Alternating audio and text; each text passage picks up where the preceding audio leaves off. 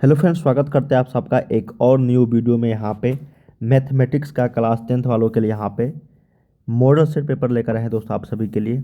अगर आप भी क्लास 10th के छात्र और आने वाले बोर्ड परीक्षा में शामिल होना चाहते हैं तो ये वीडियो आप सभी के लिए काफ़ी हेल्पफुल रहने वाले हैं, क्योंकि इस वीडियो के माध्यम से आप लोग को जितने भी क्वेश्चन मैं बताने जा रहा हूँ वो सारे क्वेश्चन प्रीवियस से पूछे जा चुके हैं और मॉडल सेट के सारे क्वेश्चन है जो बिहार बोर्ड के द्वारा जारी ऑफिशियल सारे क्वेश्चन है। ठीक है, चलिए हम लोग जानते हैं दोस्तों। वीडियो के डिस्क्रिप्शन में आपको वेबसाइट का लिंक है starkstudy.com का, जहां से आप लोग को हर सब्जेक्ट का स्टडी मटेरियल बिल्कुल लेटेस्ट पैटर्न पे फ्री ऑफ कॉस्ट देखने को मिल जाएंगे और साथ में मॉडल सेट और प्रीवियस ईयर क्वेश्चन पेपर। ठीक है, चलिए यहाँ पे वीडियो को लाइक करके शेयर जरूर कर देना और चैनल को भी सब्सक्राइब कर लीजिएगा, ताकि इसी तरीके से जैसे नया वीडियो लग रहा नोटिफिकेशन आपको मिलता रहेगा। नेक्स्ट क्वेश्चन है यहाँ पे 16 नंबर। इससे पहले हम लोग 15 क्वेश्चन तक कर लिए थे दोस्तों।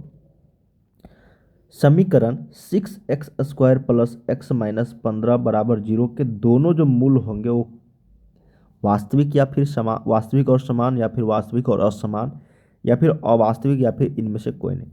दोस्तों आप लोग को पता होगा कि अगर द्विघातीय समीकरण दिया जाता है तो उसका मूल निकालने के विवेचक हम लोग जानते हैं, ठीक ना। विवेचक मतलब डिस्क्रिमिनांट, d बराबर b² माइनस 4ac निकाल के हम लोग जानते हैं। अगर d का मान बराबर 0 आ जाता है तो वास्तविक और समान हो जाता है। अगर d का मान ग्रेटर देन 0 आ जाता है, मतलब 0 से बड़ा हो जाता है d का मान ये होता है b² माइनस 4ac, तो ये वास्तविक और असमान। अगर d का मान लेस देन 0 आ जाता है तो ये वास्तविक नहीं, इसका मतलब अवास्तविक।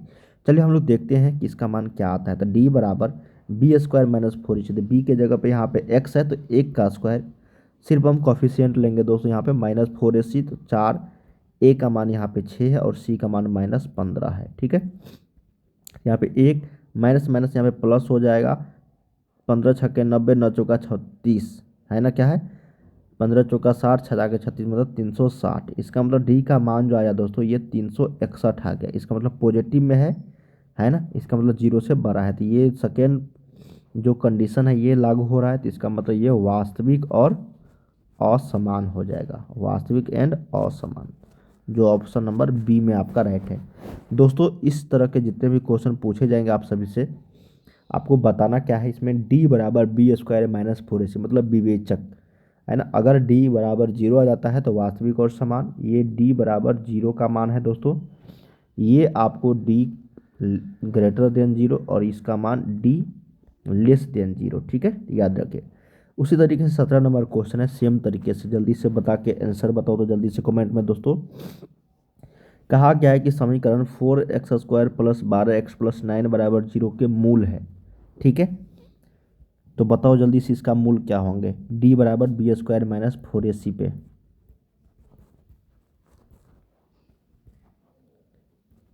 12 का स्क्वायर, 4 गुने a 9, तो 12 का स्क्वायर 144 और 16 9 में 144, मतलब ये 144 से 144 जीरो कट जाता है दोस्तों, तो ये वास्तविक और समान। इसका मतलब d का मान अगर 0 आ गया तो ये वास्तविक और समान, मतलब इसका जो मूल होंगे दोस्तों वो दोनों इक्वल होंगे। अगर मान ले उदाहरण के लिए अगर 3 आता है इसका मूल, तो ये दोनों मतलब दोनों जो मूल होंगे इसका x का मान वो 3 3 होंगे, है ना।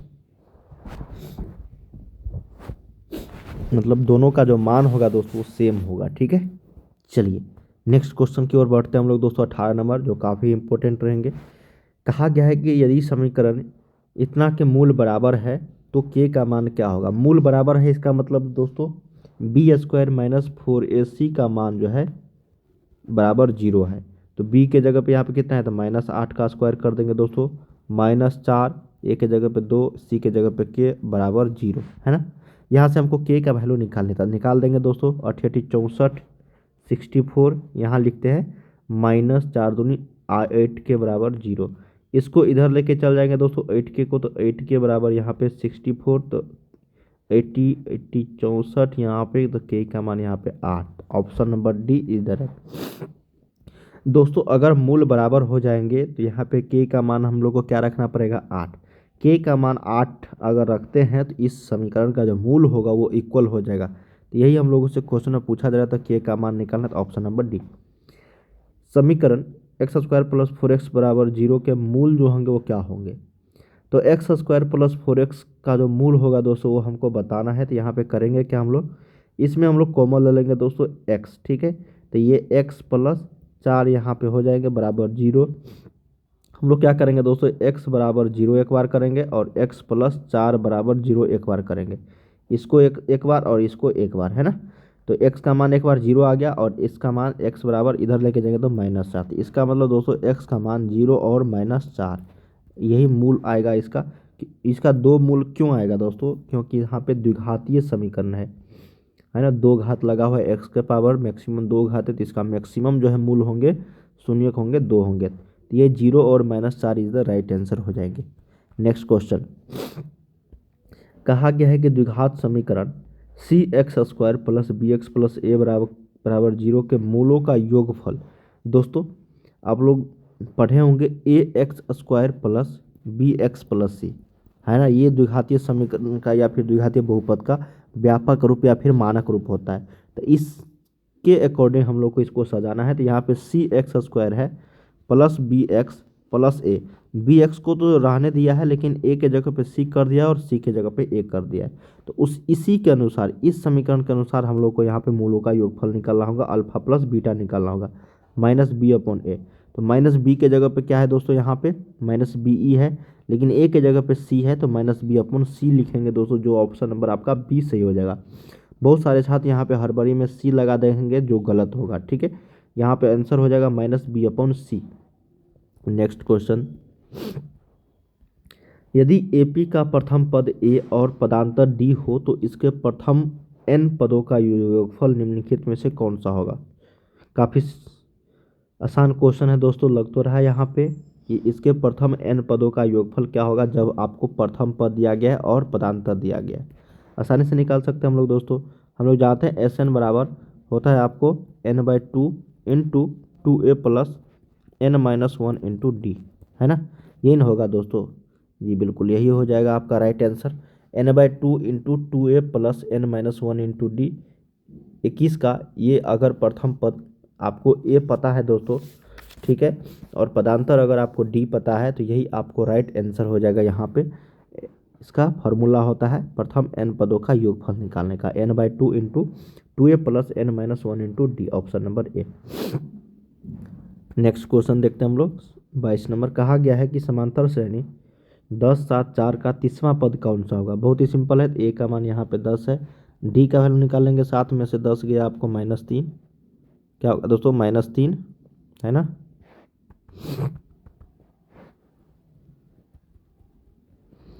और तीसवां पद मतलब n का मान 30 है दोस्तों यहाँ पे, तो यहाँ पे हम लोग क्या करेंगे, tn बराबर निकालेंगे a प्लस तो 10 प्लस n-1 इंटू डी, तो 30 -1 इंटू डी तो -3, तो 10 ये हो जाएगा आपको प्लस 29 दिया 87, तो -87, ये हो जाएगा -77 इज द राइट आंसर, जो ऑप्शन नंबर बी में है।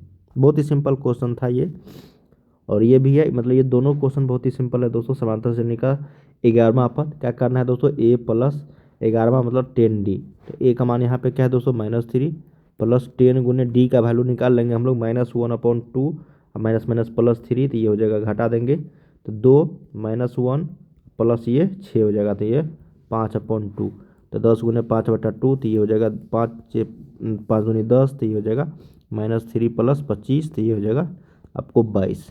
तो यहाँ पे 22 इज द राइट आंसर, है ना। करना क्या है दोस्तों, a प्लस 10d मैंने क्यों किया यहाँ पे, क्योंकि यहाँ पे 11वां पद था, तो 11वां पद हम लोग करेंगे t11 का मान a plus n-1 into D, तो n के जगह पे अगर 11 रखेंगे तो 11 में से 1 गया 10 और d यहाँ पे मान रख देंगे। बहुत ही सिंपल है समांतर श्रेणी का क्वेश्चन, सिर्फ सेम क्वेश्चन है, उसी तरीके से निकालना है दोस्तों। 2 7 12 का 10वां पद, तो a प्लस 9d निकाल देंगे, 10वां पद 9d, 10 में से 1 घटाएंगे 9d, मैं डायरेक्ट लिख रहा हूँ दोस्तों, a का मान 2 प्लस 9 गुने d का मान 7 में से 2 गया 5, है ना, तो 9 5 45 2 47, option number C is the right.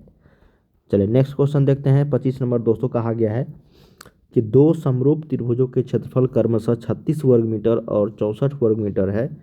यदि एक त्रिभुज की सबसे बड़ी भुजा 12 मीटर माप की है तो दूसरे त्रिभुज की सबसे बड़ी भुजा का माप क्या होगा। देखो दोस्तों, सबसे पहले तो हम लोग को भुजा निकालना पड़ेगा। यहाँ पे दो समरूप त्रिभुजों के क्षेत्रफल अगर दिया जाता है तो उसका भुजा निकालने का एक ही यहाँ पे तरीका है दोस्तों। बहुत सारे तरीके हैं, लेकिन शॉर्ट में जो तरीका है जो आप लोग जानते भी होंगे, जो प्रमेय होता है दोस्तों, सिद्ध किया जाता है। जब क्षेत्रफल आपको पता है तो भुजा का जो अनुपात होगा, भुजा बराबर वो क्षेत्रफल का जो अनुपात हो जाएगा, रूट अंडर में डाल देंगे क्षेत्रफल, ठीक है।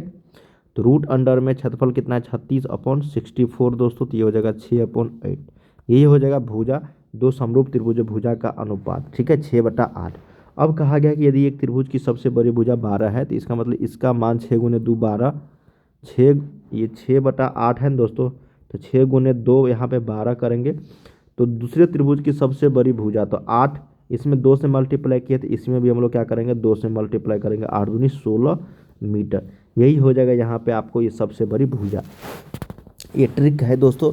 इस तरह के प्रश्न जब भी पूछे जाएंगे तो आप देखना आसानी से सारे क्वेश्चन बनते हुए चले जाएंगे।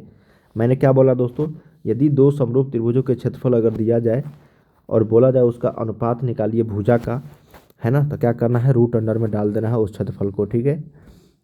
तो जैसे यहाँ पे रूट अंडर 36 और 64 दिया गया था, तो दो समरूप त्रिभुजों के भुजा का अनुपात 6:8 हो जाएगा, क्योंकि इसका वर्गमूल हम लोग को निकालना होगा।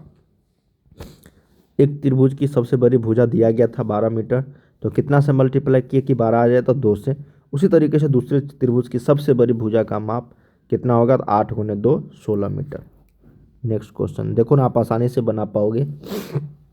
26 क्वेश्चन, दो समरूप त्रिभुजों की संगत भुजाएं 2:3 के अनुपात में है, तो उनके क्षेत्रफलों में अनुपात जो होगा वो क्या होगा। त्रिभुजों की संगत भुजाएं जब आप लोगों को दे दिया जाए और क्षेत्रफल पूछा जाए, तो क्या करना है दोस्तों, क्षेत्रफल का अनुपात में 2/3 का स्क्वायर कर देना है ना। तो ये हो जाएगा आपको कितना, 4/9, यही आंसर हो जाएगा दोस्तों। अब हम लोग समझते हैं कि जब मैंने क्षेत्रफल दिया था और भुजा निकाला था दोस्तों, तो रूट अंडर में मान दे दिया था। अगर वही चीज़ आपको भुजा दिया जाए और क्षेत्रफल निकालने के लिए बोला जाए, तो हम लोग क्या करेंगे, बस उसका उल्टा करेंगे। उल्टा का मतलब मतलब उसका वर्ग कर देंगे, ठीक है दोस्तों। क्या करेंगे हम लोग दोस्तों, इसका वर्ग कर देंगे। अब यही हो गया आपका क्षेत्रफल। अब इसी क्षेत्रफल का भुजा अगर निकालने के लिए बोला जाए, तो रूट अंडर में डाल देंगे, तो 2/3 फिर आ जाएगा। देखो है ना, 2/3 आया भुजा, उसका क्षेत्रफल क्या हो जाएगा, स्क्वायर कर देंगे डायरेक्ट। देखो डायरेक्ट स्क्वायर कर देंगे, संगत भुजा इसका स्क्वायर, 2 का स्क्वायर और 3 का स्क्वायर, आंसर आ जाएगा। अगर इसी का भुजा पूछा जाए, क्षेत्रफल ये मान लो क्षेत्रफल निकाला हम लोगों ने, क्षेत्रफल का अगर भुजा का अनुपात पूछा जाए, तो इसमें वर्ग वर्ग डाल देंगे। तो 2 4 का वर्गमूल क्या होगा, 2, और 9 का वर्गमूल 3, बस हो गया आंसर। देखो ना उसी तरीके से कैसे निकालोगे आप लोग। कहा गया है कि दो समरूप त्रिभुजों के परिमाप क्रमशः, है ना, 40 और 50 सेंटीमीटर है। पहले और दूसरे त्रिभुजों के क्षेत्रफलों का अनुपात जो है यहाँ पे क्या होगा। कितना सिंपल क्वेश्चन है दोस्तों, है कि नहीं। दो समरूप त्रिभुजों के परिमाप, परिमाप क्या होता है, तीनों भुजाओं का योग, उसी को ना बोलते हैं हम लोग, है ना। तीनों भुजाओं का योग को हम लोग क्या बोलते हैं, परिमाप बोलते हैं, परिमिति बोलते हैं दोस्तों। तो वही होगा परिमाप जो भुजा होगी, ठीक है। तो चलिए मान लेते हैं दोस्तों, यहाँ पे 40 जो है ये भुजा है, तो क्षेत्रफल का अनुपात यहाँ पे पूछा गया, तो क्षेत्रफल बराबर मैंने क्या बोला, स्क्वायर कर देंगे, तो 40/50 का स्क्वायर कर देंगे दोस्तों, है ना। तो 0 से 0 गया, तो 4/5 का स्क्वायर ये हो जाएगा। तो 4 चौके 16 और ये 5 25, तो 16:25 जो है इसका क्षेत्रफल का अनुपात हो जाएगा, है ना। बहुत ही सिंपल क्वेश्चन था ये दोस्तों। इसी तरीके से मैंने आप लोगों को 25, 26 और 27 क्वेश्चन बताया है, सेम पैटर्न से, है ना, सेम तरीके से दोस्तों। और इसी तरीके से आपको बनाने हैं। चलिए नेक्स्ट क्वेश्चन देखते हैं हम लोग। 28 नंबर, कहा गया है दोस्तों कि बिंदुओं P -2,8 और Q -6,4 को मिलाने वाली रेखाखंड का मध्य बिंदु, तो मध्य बिंदु बहुत ईजी हो जाता है निकालना दोस्तों। ये P और Q है, -2,8 -6,4, मान लो ये PQR यहाँ पे, इसका हम लोग को मध्य बिंदु निकालना है। तो मध्य बिंदु निकालने के लिए क्या करेंगे, इस दोनों टर्म को दो जोड़ के 2 से भाग दे देंगे, और इस दोनों टर्म को जोड़ के 2 से भाग दे देंगे, ठीक है। चलिए देखते हैं हम लोग, -2 -6/2, और ये 8 -4/2, जोड़ के न कि घटा के। तो जोड़ेंगे तो प्लस माइनस माइनस से आ जाएगा, फिर प्लस माइनस माइनस से आ जाएगा। तो ये हो जाएगा -8/2, तो कितना हो जाएगा दोस्तों ये -4, और ये 8 में से 4 गया 6, तो ये -4,2, 8 में से 4 गया 2, सॉरी 8 में से 4 गया 4, 4/2 तो 2, तो -4,2 किस ऑप्शन में है दोस्तों? Option number B. यही हो जाएगा इस मिलाने वाली रेखाखंड का मध्य बिंदु, मतलब आर का जो है ये निर्देशांक कहलाएगा। ठीक है दोस्तों, चलिए नेक्स्ट क्वेश्चन देखते हैं हम लोग। यहाँ पे कहा गया है आपका कि बिंदुओं a -2,8 तथा b के मध्य बिंदु के दोनों सेम क्वेश्चन है दोस्तों, लग तो रहा है दोनों सेम क्वेश्चन है, तो डायरेक्ट बता दो -4,2, दोनों सेम क्वेश्चन है कि नहीं? -2,8 यहाँ भी है, -6 को -4 यहाँ भी है, सेम है, और बोला गया है मध्य बिंदु का निर्देशांक, सिंपल है। चलिए नेक्स्ट क्वेश्चन देखते हैं हम लोग। त्रिभुज ABC के शीर्षों AB और C के नियामक निर्देशांक क्रमशः दिया गया है तीनों शीर्षों का, तो माध्यिका AD की लंबाई, बहुत ही सिंपल है दोस्तों, देखिए हम लोग कैसे बनाते हैं।